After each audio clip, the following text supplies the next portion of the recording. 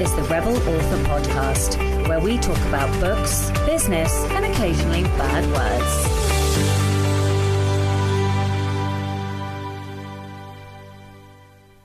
Hello, Rebels, and welcome to episode 159 of the Rebel Author Podcast. Today, I'm speaking to returning Rebel Sara Rosett, and we are going to be talking all about how to write cozy mysteries.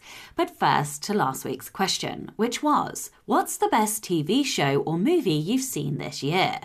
Jackson Hollingsworth said, fabulous episode. I definitely learned a lot. One of my favourite TV shows I've watched this year has to be Heartstopper. Oh, I loved Heartstopper. It was like this little bundle of positivity and joy and love and love is love, and it was so sweet. If you haven't watched it, highly recommend it, and you can find it on Netflix. Jackson continues saying the show is well made, well acted, and is super wholesome and sweet and full of emotional nuance. Completely agree. Edwin Downward says, I watch so few shows and my wife is the one who controls the remote. Still, we did recently discover Roku, ROKU, has a channel for the 60s and 70s TV show out of Britain called UFO, a fascinating blast from the past. Kim Taylor Blakemore says, my favourite TV show this year was Gentleman Jack. Eden Collier says, I really enjoyed Arcane, Sandman and Shadow and Bone. I couldn't pick one. I have actually watched all of those, although I do actually think I've still got half an hour left of the final episode of Arcane. I might have to go and finish that. Anyway, completely agree. I loved all of those as well. Was Shadow and Bone really only this year? I thought it came out last year. Anyway, I don't know. Time is a lie. Sparky Hazard says, I also have to pick two. I thought Yellow Jackets and Devs were both really great shows. Awesome. Okay, so this week's question, and I actually can't believe I'm going to ask this because it's almost travesty. But what would you like for Christmas? What are you going to be asking Santa for Christmas? I ask this because I stumbled across the Kindle Scribe this week, which, for those of you that don't know, is a new Kindle device which enables you to also write notes. Like, you can handwrite notes, you can create your own notebook. So it's a bit like the Remarkable, but Kindle. And it's like the perfect mix for me because I actually read faster on Kindle. I think because I can make the font bigger. No comments. But because I can make the font bigger, I can scan the text faster.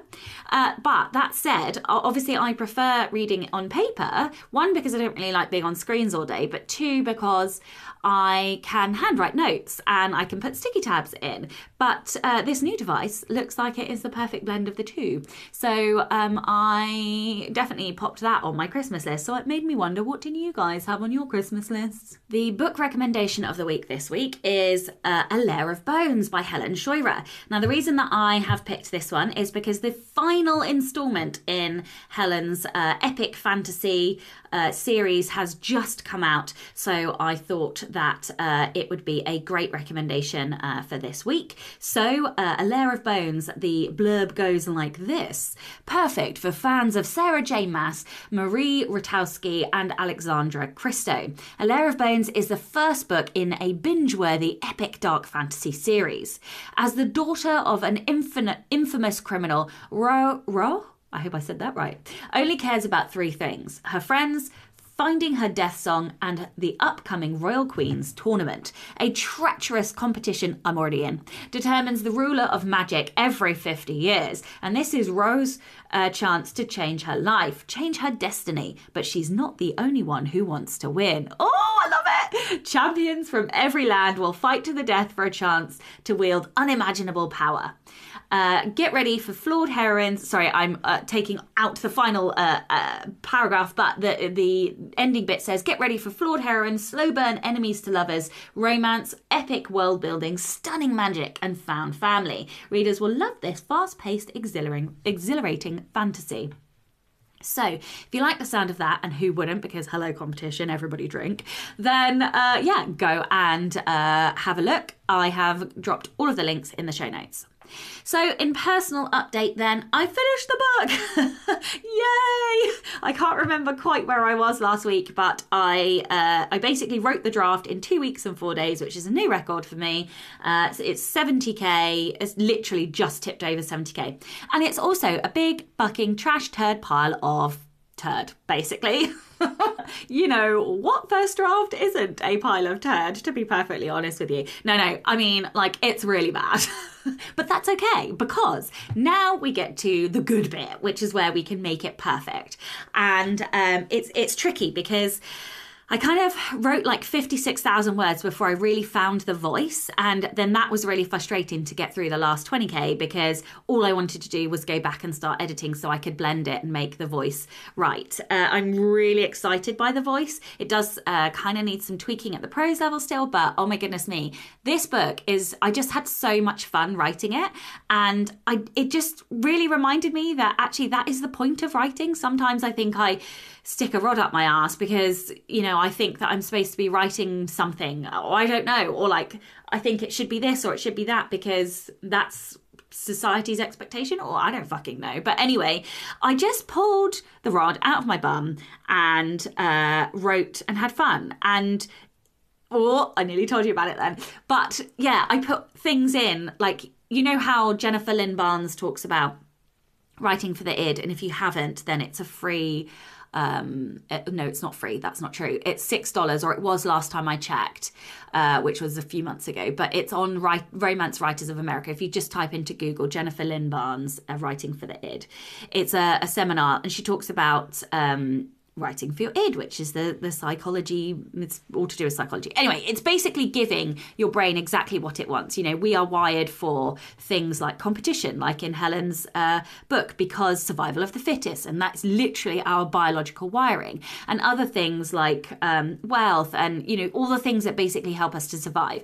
And so I just poured all of that stuff into the book, and as a result, I had more fun writing it, and I am really excited as to where this can go. I'm excited for the potential.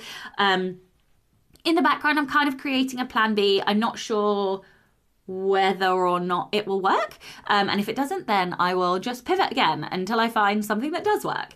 Because that is the point of this whole business, right? You just get to experiment until you find something that works. So that's what I'm going to be doing. And of course, this is the book that's going out under the pen name. However, I have now settled on the next nonfiction, and I've been pulling resources this week as well, which has been good. So I am going to dive into reading all of that stuff, ready to get writing the next nonfiction in November. And as long as I can get that done, depending on how long it takes, I do plan to release that in the early part of the year, I think. But we shall see. We shall see. I'm very excited for it. And of course, I'm now moving back to trying to finish up the audiobook as well. So I will be working on that too. I think that is probably most of the update for me. I am presenting at Daniel Wallace's next conference, which is around the 18th of October, I believe. So just as the next episode will go live. So I will probably include links to that in the upcoming episode. But if you are interested, it is a craft conference. If you are interested, then if I can, before this goes live, I will drop a link in, even though I haven't given you a huge amount of information. But it is an excellent conference, and I am talking about villains. So going back to the old traditional Sasha topics. In the next week then, what will I be doing? I'm waiting for a coaching call because I am in a bit of a period of transition and I want to make some new plans for things and stuff I can't really talk about yet, which is very annoying. But yes, I think I will probably be editing the book. I'm meant to be editing the book because I want to get this book to a beta reader before I go on half-term break and go up to Edinburgh at the end of October. But I'm just going to wait until my coaching call, I think. So I'm not going to make any plans. Okay, enough from me. Rebel of the Week this week is Jenny Krypton. Jenny says, for listeners, I do recommend you go to the show notes in this episode because you will get to see a photo of Jenny's rebellion. So Jenny says, my daughter has re-entered the dog show world after many years away. As in, she had to become an adult to afford the dog herself. Except my daughter doesn't drive, so that's where I come in. This, and then this is referring to the photo, is what I wore to dog show day 2. So the image is of Jenny's sort of torso, and she is wearing, to a dog show, she is wearing a superhero cat t-shirt. So the t-shirt has a cat on it with the Superman sort of outfit on, and it's hilarious. So she says, I wore this because 1, cat person, and 2, super cat. Even though Pippin took 7-month-old miniature long-haired dachshund, and he didn't win, he's the cutest grand dog ever, so he's a winner to me, even though he didn't win. Ridiculous video of him behaving in a very un-dog show-like manner is available on my TikTok, which is at Jenny, and it's JENNIE _Krypton, and I will make sure that's in the show notes as well. Yes, I'm making up words. I am very tired and must go sell all the books at the bookshop now. Side note, my daily rebellion for the last 6 years is that I only wear Superman t-shirts every day with rare exceptions. It has been great for branding. Also, I no longer fret about how unfashionable I am. I make my own fashion. It eliminates decision fatigue and is easiest laundry pile ever. It worked for Steve Jobs. Can I just say, I bloody love that because 1, the branding is amazing. I love that that she's incorporated this into her branding, but also completely agree about decision fatigue. I am in such bad decision fatigue that I have had to write a list of decisions that I need to make because I can't even make the decisions. So I spent yesterday, was it yesterday? Yeah, yesterday, which was Wednesday the 5th, because it's now Thursday the 6th of October. I spent yesterday wiping down my whiteboard and adding loads of stuff onto my to-do list because and part of that to-do list was a decision list because I'm so tired that I don't feel capable of making any decisions right now. So I was like, I'm going to write all the decisions down and then I will figure them out later. But yeah, and some of the things that help are, for me, things like using Gusto or HelloFresh, I think some of the food boxes are called, and you just pick the options. Like, it narrows, having options to pick from narrows down the decision fatigue because it's not an open, you have the world is your oyster amount of options. It's much easier to say, I'm going to pick this food and that food, but not the others. And likewise with the clothing. I have branded clothes as well, Rebel Author clothes, so that I don't have to make decisions about what I wear in the week. So I completely agree. I think it's brilliant. Okay, if you would like to be a Rebel of the Week, then please do send in your story. It can be any kind of rebellion, something big, something small, or something in between. You can email your Rebel story to Becca over on rebelauthorpodcast@gmail.com. Welcome to new patron Sian McKinnon. A huge thank you for joining me, and of course a massive thank you to all of my existing patrons. If you would like to support the show and get early access to all of the episodes as well as bonus content like movie nights, we're going to have a Halloween movie night, then you can from as little as $2 a month by visiting patreon.com/Sasha Black. Right, that's enough from me. Let's get on with the episode. Hello and welcome to the Rebel Author podcast. Today, I am joined by returning guest, Sara Rosett. Sara is the USA Today best-selling author of 30 cozy mysteries and historical mysteries, as well as books and courses for writers, including How to Write a Series, which I've read, and How to Outline a Cozy Mystery. She hosts not one, but two. And this is new to me. I did not know this. I knew about one of your podcasts, but she hosts 2 podcasts, Mystery Books Podcast for Readers and the Wish I'd Known Then for Writers podcast, a podcast with Jamie Albright, which I love. And my good friend, Helen Scheuerer, was on that just recently. Yes. So, yeah. So you were last on this show in January 21. Like, what the fuck? That feels like 10,000 years ago. Oh my goodness me. That was mid-pandemic. Yes. Which I can't believe that was only a year and a half ago, but it was a year and a half ago. And that was, yeah, it literally feels like a decade ago. And that was episode 69, in case listeners are interested. And I will put links in the show notes. But tell everyone what you've been up to since then, because that 18 months is really at least 5 years. Okay, well, I had to go back and look because I was like, I don't know. Like, time is just like, I'm in this time warp. I don't know what day it is or what year we're in. But yeah, I've been doing more writing. I released another book or two in my historical mystery series, and I started translations. I'm doing the historical in German and French, and that's going well. And how are you doing those? Because there are lots of ways to translate these days. Yes, I've hired 2 different translators to work on it, and I send everything off and they send it back, but it's a lot of project management, and I would not advise doing 2 languages at once. That's like too much. Okay, noted. Yeah. So that's my big lesson learned from translations. And then I experimented. I did a journal planner for mystery readers, like they can keep track of the books they're reading, and it has a little calendar in there. So I tried that out. And then I kept up my podcast. I've been doing a seasonal podcast for mystery readers where I just talk about what I've been reading. And then trying some new things like I feel like I'm kind of shifting in my business model. We're going to talk about that later. And I love that question because I'm trying Kickstarter and some more direct sale type things to reach my readers. So you are just an inspiration to me. You are so entrepreneurial. I absolutely love it. And I can't wait to dive into this.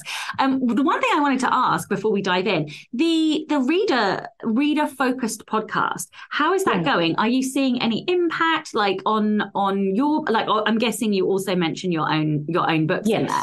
Are you finding it has an impact? Have you managed to find an audience? Like, how are you finding it work? I have found an audience, and it's one of those, like, you feel like you're kind of speaking into the void and you don't know if it's reaching people. But then I'm doing it in seasons. So I'll do like 7 or 9 episodes and then take a break for a couple of months. My plan was to do it in between book releases, but it hasn't gone quite that smoothly. COVID and all that kind of got in the way. But when I don't have something out, people will email me and they'll say, "Hey, when is the next one coming out? I miss it. Or will there be more episodes?" And I get downloads on it all the time. Not like, that's so interesting. Not huge, but it is being listened to. And I was doing nothing to promote it. So I was like, I've got to keep this up. So I've started doing some Pinterest ads for it. Not ads, but just like pins so people can find podcasts if they're readers, because a lot of readers are on Pinterest.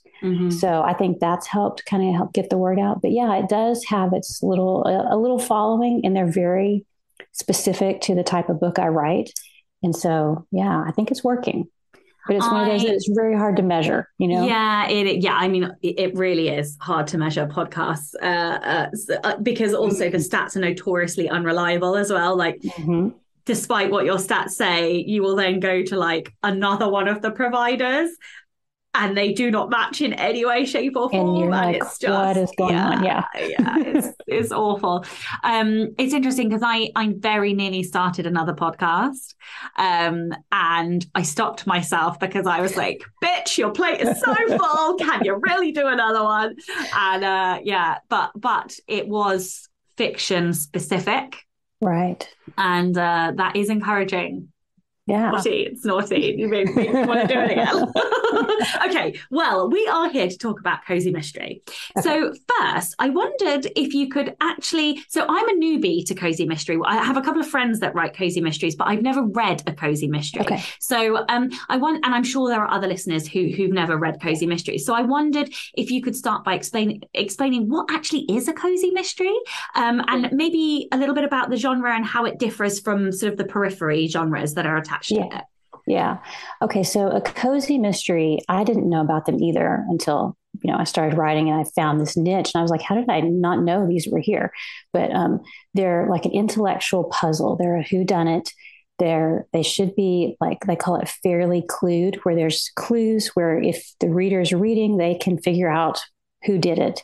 But hopefully your clues are dropped in a way that the reader just totally misses it. And at the end, they're like, oh, of course, you want to surprise them a little bit. You would like this because they're a challenge. It's like a race between the reader and the detective.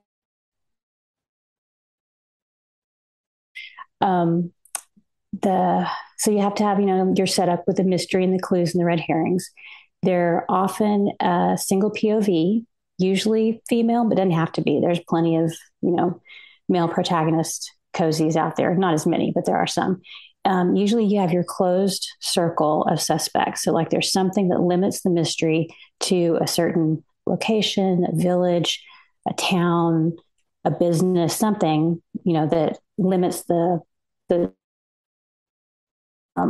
so it's like it has a smaller stage than like a thriller. A thriller can be international, and usually in a thriller you often know who's done it and you're trying to stop something from happening and there's the ticking clock. In a mystery, you don't know who's done it. You're trying to figure that out. Or sometimes it's a how did they do it? Like you kind of know who did it, but you're trying to figure out the how done it is another kind of variation on it. Let's see, there's cozy, there's like little to no swearing, graphic violence, all that, sex, everything takes place off stage. Wow. Okay. yeah. So they're very like what you'd be termed like clean books, but I know that a lot of people don't like that term, but it is a more, I don't know, whitewashed look at crime than like a psychological thriller, you just don't go into that really gruesome detail for the death and stuff like that. And then, like if you think of like Agatha Christie, Jessica Fletcher, Miss Fisher, those kinds of that kind of lighter tone, that's kind of the tone they have. And I mean, Agatha Christie does get pretty dark. So she's kind of like some of her books I would consider a cozy and some I wouldn't. Okay. Oh, that's so interesting to me. So, and also interesting about the smaller setting. So kind of like the romance versus small town romance, kind of like thriller versus mystery versus like international mystery versus like cozy mystery. Yeah. Yes. Okay. That makes a lot of sense to me. Thank you. Yeah. That's really interesting. I crying a little bit about the no swearing, no sex, but well, there are cozies. I mean, it is a pretty wide range, and there are some cozies that do have some of that, but I just wouldn't go like really deep into it if you want to reach, the majority of the readers. Yeah, right, right. Correctly. Give the reader what the reader, I'm calling it right to reader because I hate the phrase right to market, but right to reader. I love that. Yeah. Okay. So what are some of the tropes or quirks that make cozy mysteries different to other genres? Obviously, we've talked about the fact that there's no swearing, it's slightly clean. But I wonder if there were like any particular tropes that you often find or quirks in the genre. And sort of like a sub part to that is like what aspects kind of give it the voice and feel that would, the things that would help readers and writers write to the market and to the reader. Okay. So I think that the main thing about cozies is the tone. Like you want it to be light and not depressing and not super scary. Like you have tension and you have suspense, but as a reader, you're not like, oh, are they going to survive? Or, is something horrible going to happen? It can be, yeah. Okay. And it does have humor in it. Yeah, mine all have humor, but it's more like mine are more like a bantery, like humor comes out in banter or like in the situation, not like slapstick, but there is humor. And I think location is really important. Cozy readers want to read about a nice place that they would like to go. They want like the beautiful cottage by the beach or the quaint village in England that everyone dreams of visiting that maybe really doesn't exist, but that's kind of what they like. They like the idea of that. And you really need a murder or something. You need a mystery, at least some sort of mystery to keep cozy readers interested because they do want that mystery element. Some popular tropes would be like starting over. This happens a lot. Like you have a character who's like down and out, something horrible has happened, and the only place she can go is go home. And so she goes home to start over. And then there's like all this backstory there for her to explore, like old relationships and old rivalries and things. And a really popular trope is like inheriting a house, often a mansion, or a business, and you have to go back to this little town where you know everybody, and you are trying to like start this business or clean up the house and sell it because you just want to get out of there. But of course, that's not what happens. But so there's a lot of like wish fulfillment in it. Like, wouldn't it be great to inherit a house in this, little town, or wouldn't it be great to inherit this business? And so there's like that aspect of it. And then another thing I think is like you've got this quirky sidekick, usually is a trope, kind of a lot of comic relief usually with that. And then you usually have a circle of friends. Like there's a lot of cozies that like take place in bookstores or craft related, like knitting circles and book clubs. And I think that is like wish fulfillment because we all want that circle of friends, and people pick up cozies because they want to read. They want to go back to those friendship connections and experience that vicariously, Yeah. So are they all contemporary, or is there are there fantasy cozy mysteries as well? There's paranormal cozies. Okay. Yeah, so that's a whole subgenre. So there's all these different subgenres. So there's paranormal, and I think that's probably pretty light, even more light than a contemporary, like modern cozy, I guess you'd call it, can be. And then you've got like more historical. That's kind of what I've moved into. I think your historicals could be considered a cozy as long as, you keep them within those parameters. Or they might, if they're a little bit darker, you might just market them as just like a historical mystery, not a historical cozy. You do recent history though, don't you? Sort of like, I'm sure I've seen like Art Deco 1920s stuff. Yeah, that's what I thought it was 1920s. I'm sure I've seen like the Art Deco type kind of. Yeah. Okay. So, and so are you hitting all of those tropes except set in the 1920s? Partly. So there is like, I've noticed with my historical readers, because I've surveyed them, I just asked them, hey, fill out this form and tell me what you think. And one of the reasons historical readers read is they want to learn about history, a different culture. A lot of the historical cozies or historical mysteries take place in other countries. And so like you're learning about another place and another time. They really enjoy that. And I don't know that a contemporary cozy reader would be as interested in that, and then they want to learn about history too. They're like, tell me about these characters that lived, in the 1920s and what they did. So they're more into that. So do you have to, sorry, and I know I'm going really off tangent, but I'm so fascinated by this. Do you have to do a lot of research to like make it historically accurate, or do you get more scope because it's not like, hard line historical fiction? So because of my strengths, and I know you love strengths. I really do. I'm number one, intellection. Number two, input. I think number three, learner. So like for me, research I love it. And it like inspires me. And that's, sometimes I'll read something like a biography of somebody who lived then. And then that gives me ideas for the book or for the plot. So I do a lot of research, but it's just because I love it. I know other people who don't do as much research and their books do just as well. You just don't want to make it, because historical readers, they do know like the culture and the time, especially like they tend to like certain time periods, and they read lots of books set like say in Victorian or medieval. And if you get something major wrong, they're going to be upset. Yeah. Okay. Yeah. Okay, so in your book, you talk about the psychology of cozies and why readers choose them. I suppose you've kind of covered this a little bit already, but I wondered if you wanted to add anything else or touch upon anything else about like the psychology of a cozy mystery. Yeah, sure. I think a lot of it is wish fulfillment. You want to go to that nice scenic place, the cabin in the mountains or the beachfront cottage or something. But and then you want that circle of friends. I think that's two very key things.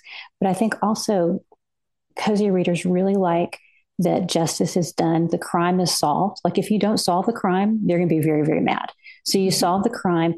And I think part of that is just because our world now is just a little out of control, and that's a way that like you feel like, oh, I can pick up this book and I know that by the end, even though somebody dies, it will all be taken care of. The bad person will get their comeuppance at the end, and there's always a reason behind the crime. It's not like, oh, just some random act of violence, which in a way is can be comforting because there is a reason behind it, not just random violence. And a lot of times I think they like it because of the underdog wins, because like you're an amateur sleuth the main character is an amateur sleuth. And so they don't have access to all the stuff the police do. And a lot of times there's like a tension between the investigating officer and the amateur sleuth. And so like they're kind of handicapped, but then and often overlooked. But then at the end, they come out on top because they have some sort of inside knowledge that gives them the key to the mystery because they're part of that community. Okay. Whereas a police officer might not know that about some detail. Yeah. Like some interaction that they were witness to, or that makes so much more sense. I did wonder how that works when they're not they're not a police officer. How do they figure it out? I love that. Okay, what do you think are some of the biggest mistakes writers make when trying to approach, maybe coming into the cozy mystery genre? I think one of the main ones is not having a strong enough mystery. Like you need that puzzle element. If it's not, I think the murder is used a lot. Murder is used a lot because it's such a big thing to happen. And like, you really need a compelling reason for somebody to get involved in an investigation. So like, if you're a suspect, you might be motivated to clear your name, or somebody you love, you'd be motivated to do that. But yeah, you need to have a challenging mystery to draw your amateur sleuth in and make it reasonable, and for the reader to keep reading. I think I think you can write to the wrong subset of cozy readers. Like if you're writing a paranormal cozy and you do like that really detailed research that like I would do for historical, that may not match up. That may not be what they want. And that can be kind of a mismatch, So you kind of have to figure out exactly what your readers want. And it depends. Some cozies are very heavy on romance and some are not. And I sent out a questionnaire one time and I was like, so what do you like or not like in cozies? And like one of the top responses was too much romance. Like they want some romance, but they don't want the whole story to be romance, or at least that's what my readers said. So, they want the romance subplot, not the main plot. Yeah. It's like the divide between fantasy romance and romantic fantasy, and like obviously in romantic fantasy it's more a fantasy plot with romance, whereas in fantasy romance it's all romance with a bit of fantasy like on the outside. Like it's right. And the thing is, unless you read enough in your genre, you do not understand that nuance and that difference and like where that line is drawn. And and it's just so important to read in your genre. Like I don't understand how anyone can write in a genre and not read it, but that's just me. And it can happen when, like, even when you know the genre, you may think this will be a great path to go down and it'll be new and different, but it may be a little bit too much, I've seen that too, that I think you need to be inventive and come up with new twist on the tropes and things like that, but not go crazy, because then your readers are like, this isn't what I signed up for. Yeah, exactly. Okay, so obviously you've mentioned that part of a cozy mystery is the mystery, which means you need to plant clues, you need to plot red herrings, and you mentioned that it was a race, which I loved, between the reader and the writer. So how do you actually do that, and how do you do it effectively? Okay, well, I try to think of some examples, because for me, I always feel better if I grasp it better if I have an example. So what you want to do is you want to leave your clues in plain sight, but you want to hide them in a way that the reader just skips right over them. And interesting. So like there's like one good way to do this is like a list of items. Like if you have a certain item that you need your reader to know is in the house or in the kitchen, then, you describe the things that are there, but you include it in the middle of the list, not first or last. You put it in the middle.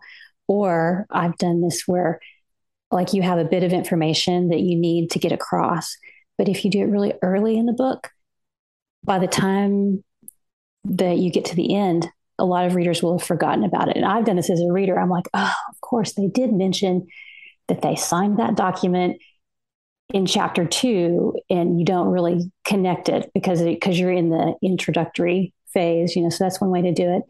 I had a book where, in my first book in the historical series, I had a character. The murder is that somebody is pushed off a balcony in the middle of a fireworks display at a country home. And so it's night, it's dark, and there's not a lot of light. And the people who saw it happen see a man and a woman, and they see the man go over. And in the flashes of light, they see that the woman had blonde hair. So, of course, there's going to be plenty of blonde haired suspects in this book. So there's going to be a lot of women. So that's your clue, is the blonde hair.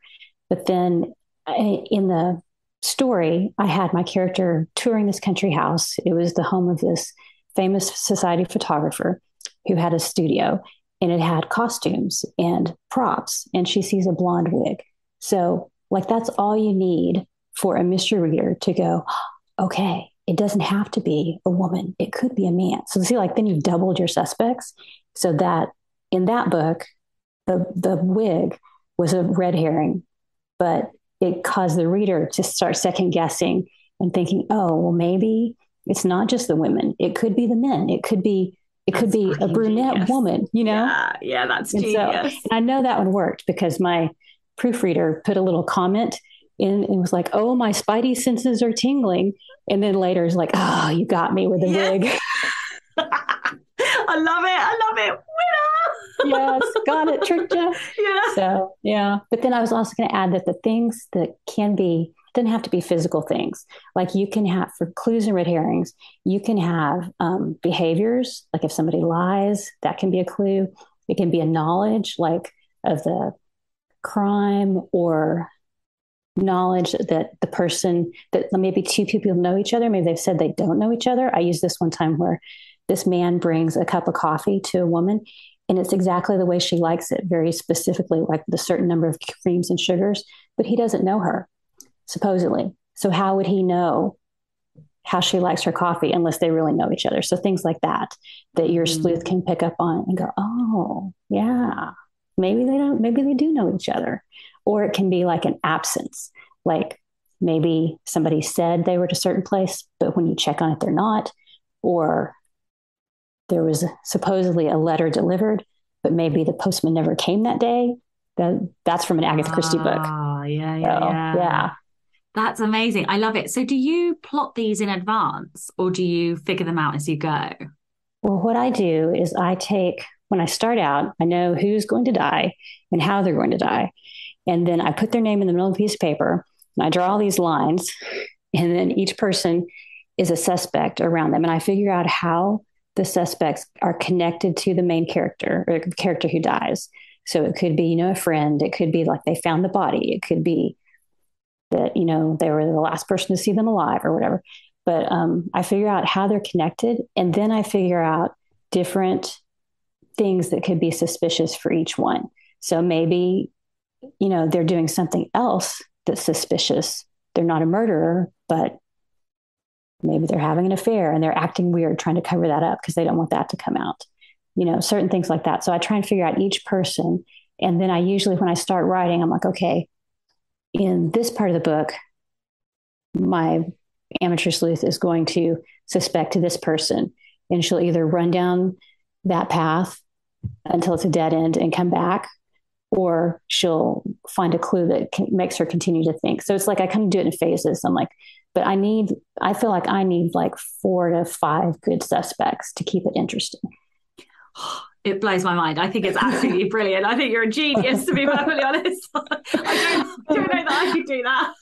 Oh, I bet you could. I think it's just and I don't have it all completely planned out when I start. I know the big movements the story's going to make, and she's going to investigate this person and this person and this person, and then she's going to clear this person, but I don't know all the tiny details. Yeah. Okay. I wanted to ask about your business model. And I wondered if you could tell everyone a little bit about it, because I know that you've got an interesting backstory. And so, talk to me about your business model: KU, trad, hybrid, wide, rapid release, slower release. And then specifically, how does your model influence your major marketing methods as a cozy mystery author? Yeah. Okay. So I love this question because I think we don't talk about how people are publishing enough. Like we just hear, oh, they're doing great. And you don't know, are they wide or in the KU or whatever. So I love it. So I started out traditionally published. And then after 10 books in those were cozy mysteries as well. So after 10 books in that series, I transitioned to being a hybrid author for a while. And then now I'm pretty much all in indie. So I've been wide the whole time because I figured when I went indie, I was like, I have readers on all the retailers, so I need to be there. So that's what I did. I've just always pretty much been wide. I put one book in KU for one term, and obviously it didn't do well because you need a lot of books in KU to do well. And I was like, well, this isn't working, so I pulled it out, and I haven't gone back. Except I've done some translations in KU for a short time to kind of get them to take off. But so I'm mostly wide. I do mostly slow release. I think people would qualify it as slow release. It's not a book a month. It's I have released maybe 2 to 3 books a year for, like if you average it out, that's what it comes out to be. The most recent thing I've done that's a little bit different is I held back the first 3 books in the historical series and released them 90 days apart. And that did really well to help that series get off the ground and like get the readers really into it. But after that, I didn't release every 90 days. So like I did kind of a slower, rapid release, if there is such a thing. And then further apart from that, like 4 to 6 months in between books. And since COVID, it's been even longer than that because things are just crazy. In the 90-day cycles, did you, as you were releasing the first one, did you have both of the others on pre-order? Like were all 3 on pre-order at the same time? I think so. I think they were. I know the second one was for sure. And I think the third one was. It's been a while since I did that. But I think that if I do launch another series, I would try and have at least the first 2 ready to go. I think that just helps. I think when a reader reads a book and they love it, and they want more, you want to be able to give them at least book 2. I think that's what I learned from that. Yeah, so. I have always wanted to do that, but I've been frustrated at my pace. And it's only in the last year that I have now found a process that really, really works. And so I can write I've literally 10x'd my pace. Yeah. So now I'm at the point where that's what I want to do. Yeah, because I mean, I have a long prep period, but then getting the book out is like 3 weeks. I can get a book out in 3 weeks. How? In terms of the work, yeah, but it's all it's all of the thinking time that I've not been giving myself, and so I just clear the decks and allow myself to think and plot and think and replot and outline and re-outline, and and it's only then that when I've done all the thinking that okay, well that's just the last bit. Then you're vomiting it out. Right. But it's only now that I'm like, oh, actually, I can do that now because it's not going to be 3 years in between like each book. So yeah, that's really interesting that you said that. Yeah. I love that. So you also mentioned like changes to your model. Yes. So what I feel like we've gone through this phase where indie publishing, like when I first came in, I think my first book came out in 2012. It was like, anything goes. Let's write anything we want and publish it. And we've kind of shifted to become more like publishers. Like we're like, oh, this series isn't selling, so I will write something that's different or will sell. And now I feel like we're moving a little bit away from the retailers into I want to know my customers and I want to know who my readers are. And the way to do that is direct sales. So I'm trying it out with a Kickstarter. So I've got a Kickstarter running right now as we record this, and it's done really well so far. And it's shown me that my readers will pay a higher price. They are completely willing to pay more than $6 or $7 for a book. And that's really good news. So I think that I will shift more into doing special things for them. Like I'm doing a Kickstarter that's a hardcover for a book that's been out for years, but I'm adding color to the interior. It has a new cover. It's got just all these little touches that are different and make it special that they like. So, I mean, that gives me a lot of incentive to do more interesting things. The Kickstarter also has mysteries in the mail, like letters, a short story told through letters that I mail to people. And Oh, wow. love that idea. And I was like, okay. And so you Yeah. can't do that at a retailer, you No, you know? can't. So I'm trying a couple of things like that. So yeah, That's so that's kind of how incredible. I so that's fucking kind of love that so much. You are amazing. Oh my goodness. Have you got ideation in your top 10 by any chance? I don't think so, but I do like I love to think. So I'm always Yeah. trying to like figure out certain things. So yeah. Yeah, yeah, I love it. And so are you selling direct now as well? I'm literally, as we talk, I am reading Morgana Best's book Yeah. that's like doing the rounds at the moment. Yeah, Yeah. because and it's blowing my brains a little bit. I feel like I'm, as a millennial, I'm a pretty shit millennial when it comes to tech. Oh my goodness me. Oh, that's so funny because I think you are selling on your website, right? You're I selling. am, but I'm not really like, I'm a bit shit. Like my latest book, which came out in July, I still have not got on there. Like, and it's now fucking like basically October now. So it's like, yeah, okay, I do have it there and I set them all up eventually, but like I am really not capitalizing on it. And Yeah, it's I like, know. that Yeah. there's other things like really I could be doing box sets on there. Some of the things that Hmm. she's talked about in there, bigger box sets, like digital Hmm. box sets of, that I could put on there easily and just do. And I'm just not really making the most of it. And, I think the people who are using Shopify, it's a better interface. I've got Hmm. WooCommerce on Yes. there Yeah. and Yeah. I understand. yeah. You know what I'm saying? Like, I do. I yeah, understand. And I'm the yeah. same way. I am selling a little on, like I have the PayPal or PayHip integration set up, and I, try and send my readers there, but I'm not doing it in a focused way. And Yeah. so I think this will, and that was part of the reason I was like, I'll try the Kickstarter and see if there's any interest. And then if there is, one thing I've learned is that you want to offer your readers things that are not available on the retailers. Yes. And So the one that's, time I did well was when I offered a signed paperback pre-order. And so, oh, yeah. And so that worked really well. And I was actually fucking like flabbergasted. There was so many orders. I had to get a team of people to help me wrap and like pack and ship everything. that's But awesome. it was awesome. It really was. And it really, surprised me that so many people were willing to buy direct and pay for the postage, because I'm not Yes. Amazon. I can't prime Right. deliver. And I was genuinely very humbled by that. And Yeah. that sort of opened my eyes to the fact that Yeah. actually maybe there are other possibilities. But also, I still got a little one and it's very hard time wise Yes. to do Yeah. all of the things. So it is Yeah. something that I would like to do more. And I look on very enviously at everybody doing Kickstarters thinking, oh, they're amazing. Yeah. My friend Claire Sager's just done a Kickstarter and she did amazingly well. And I just looked on just these delightfully beautiful like hardbacks and merch and all the rest of it, and I just think that anybody doing Kickstarter is phenomenal. And maybe one day in my future I will be Yeah. brave enough to do it. Yeah. Well, it's a little like period of time that you Yeah, dedicate to it and it's not ongoing, I hope. yeah, yeah. Yeah, yeah. Okay, so I had a patron ask me about being an introvert and Mhm. how you market, and if you had any advice on marketing as an introvert. Yeah. Yeah. My thought would be I try and focus on the things that, like, I try and focus on my newsletter.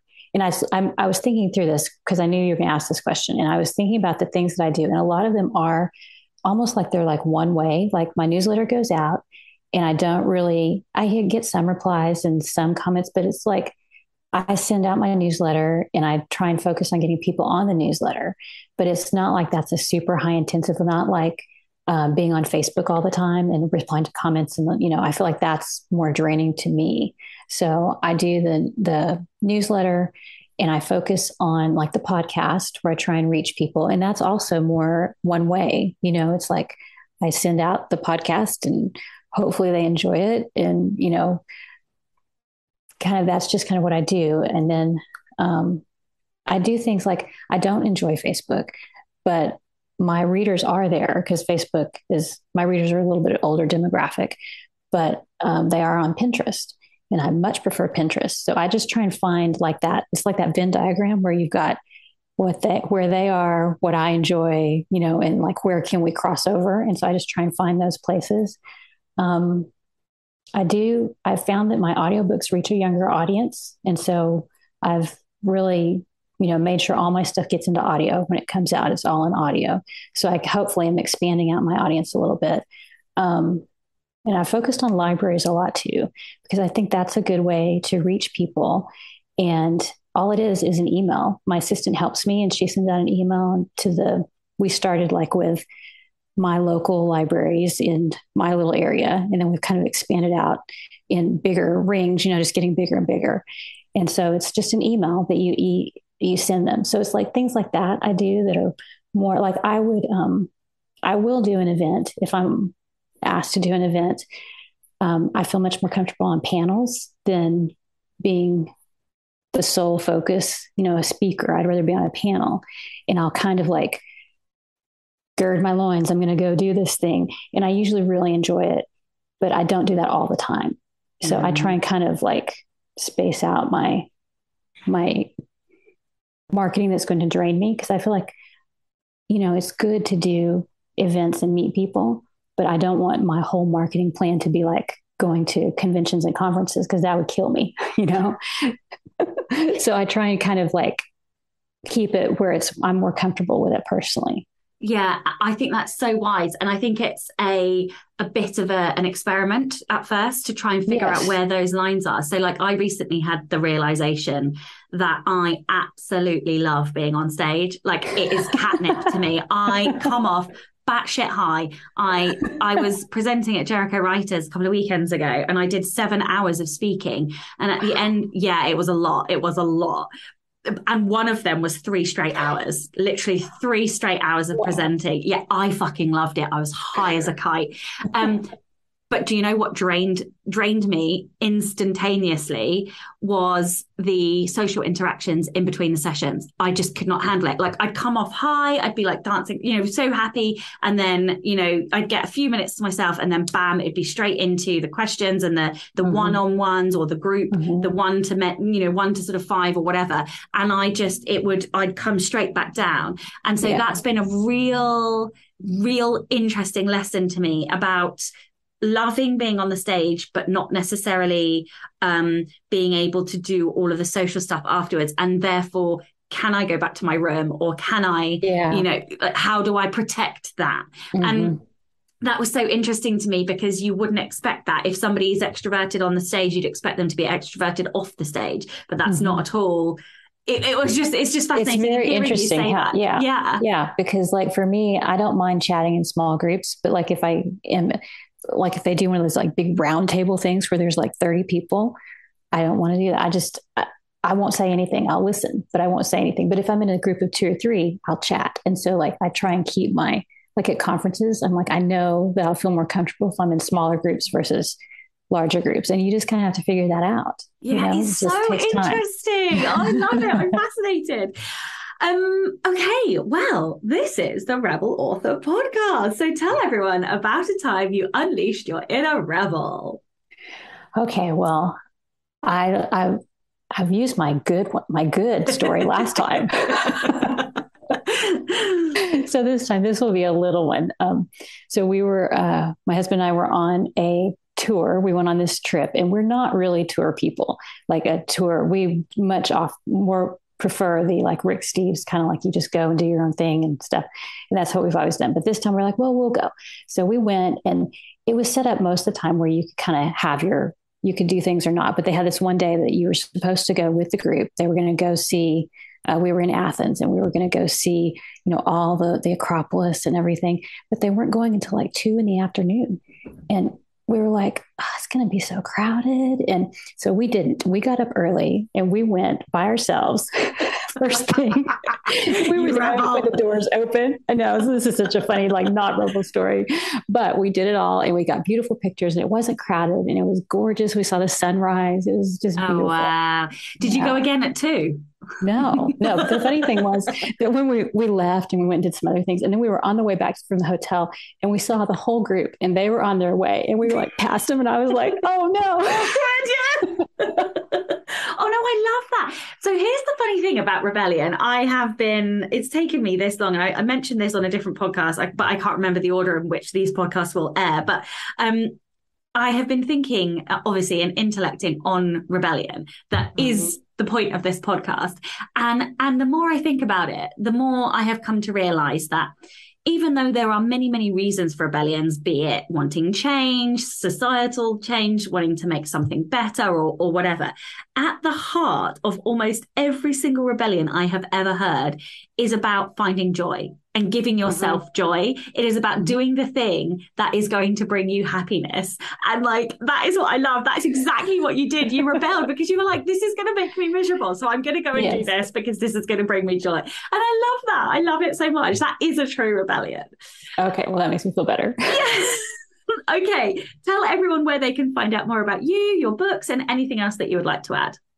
Okay, so everything's at my website. It's sararosett.com. And if you're interested in more about Cozies, I've got how to outline a cozy book and a course that kind of goes into more detail. It gives examples from books and movies and things and breaks things down. And it's at sararosett.com/cozy. Amazing. Amazing. Okay, well, thank you so much for your time today. And of course, a gigantic thank you to all of the show's listeners and all of the show's patrons. If you would like to get early access to all of their episodes, you can do so by visiting patreon.com/Sasha Black. I'm Sasha Black. You are listening to Sara Rosett, and this was the Rebel Author Podcast. Join me next week as I talk to Grant Faulkner all about NaNoWriMo. So if you have not heard of it, then you'll definitely want to check this out. If you have heard of it, but you need some tips for completing, or perhaps if you're participating this year, then join us next week for that. Don't forget to tune in and subscribe on your podcatcher. And when you have a moment, please leave a review.